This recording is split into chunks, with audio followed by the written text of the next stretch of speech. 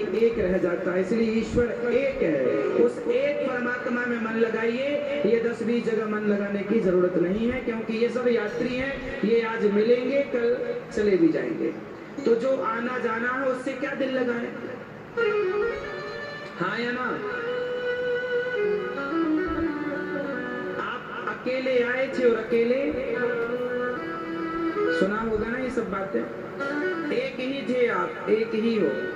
आप हमेशा अकेले ही होते हैं, चाहे आपके संग भीड़ कितनी हो, पर आप हैं अकेले। बोलो हाँ।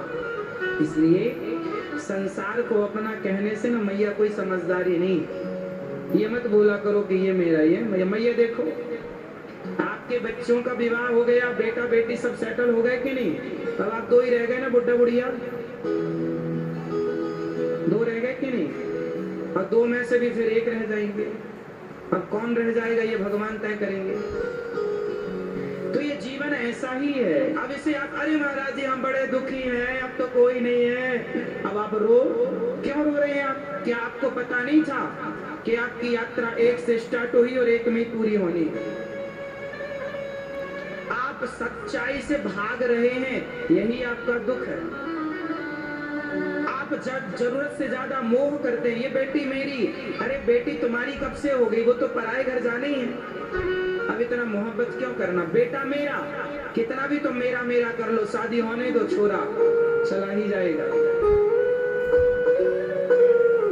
कितने दिन तुम्हारे पास रहेगा?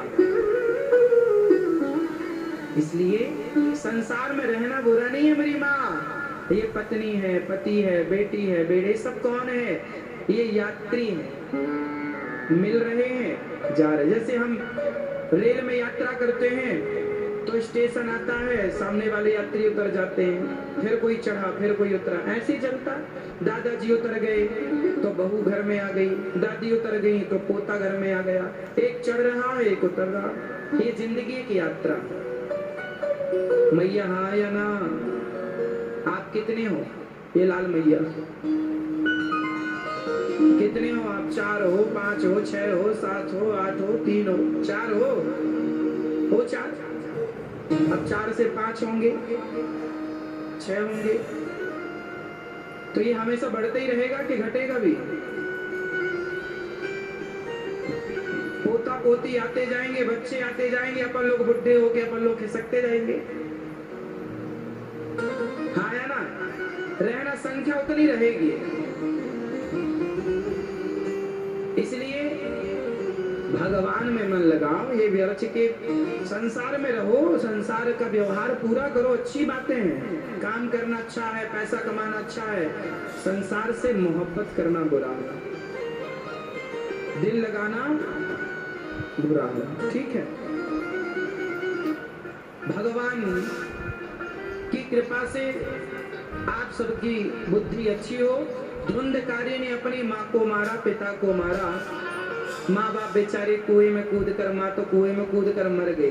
जब बेटा माँ को मारता है, जब बेटा पिता को मारता है ना, तो माँ बाप बहुत परेशान हो। देखिए, जिन बच्चों को हम पाल पोस कर बड़ा करते हैं ना, उन बच्चों से हम क्या उम्मीद करते हैं कि वो बुढ़ापे में हमारा सहारा बनेंगे।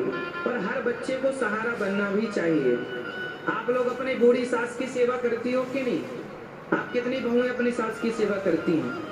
सास है आपके पास?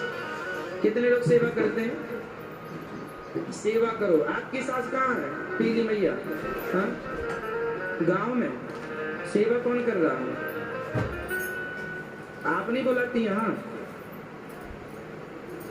कभी बुला लिया करो प्यार से। ऐसे बोलते हैं बुढ़िया आजा, ऐसे थोड़ी आएगी। अच्छे से बुलाओ, माँ जी आइए, हम भी आपकी थोड़ी सेवा करें। अच्छे से बुलाओ तो आएंगी।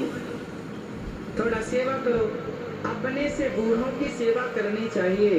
बुजुर्गों का आशीर्वाद भगवान के आशीर्वाद की तरह होता है। इसलिए बड़ों की सेवा। जब आप अपनी सास की सेवा करोगी तो कल को आप भी तो सास बनोगी, कि सदा बहू ही रहोगी? सास बनोगी, फिर वो भी आपको भेज देगी गांव, जा बुढ़िया रहना गांव में। फिर आपका मन होगा कि नहीं बेटा बहू के साथ रहने का? इसलिए सेवा की जो परंपरा है वो निभाओ।